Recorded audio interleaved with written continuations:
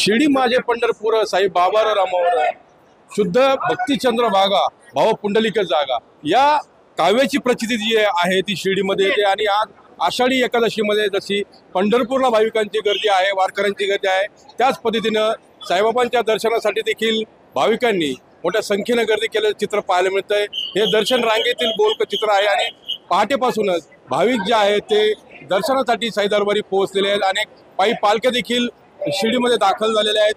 आषाढी एकादशीच्या पार्श्वभूमीवर भाविकांच्या देणगीमधून साईबाबा समाधी मंदिर असेल, त्यासोबत द्वारकामाई गुरुस्थान या मंदिरात देखील आकर्षक अशी फुलांची सजावट करण्यात आलेली आहे। तर विद्युत रोषणाई देखील साई मंदिर परिसरामध्ये पाहायला मिळते।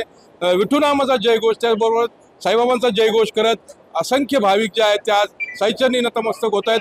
आणि आषाढी एकादशीचं निमित्त लक्षात घेता भाविकांसाठी आज साई प्रसादालयामध्ये साबुदाणा खिचडी आणि झिरक्याचा महाप्रसाद जो आहे तो देण्यात येतोय। जवळपास 60,000हून भाविक जे आहेत ते आज या भोजनाचा लाभ घेणार आहेत। आणि जर दुसरीकडे बघितलं तर जे शिर्डीतील रस्ते आहेत ते देखील भाविकांनी गजबजून गेलेले आहेत आणि विठुनामाचा जयघोष त्यासोबत साईबाबाचा नामाचा जयघोष देखील पाहायला मिळतो। मनोज गाडेकर, TV9 मराठी, शिर्डी, अहिल्यानगर।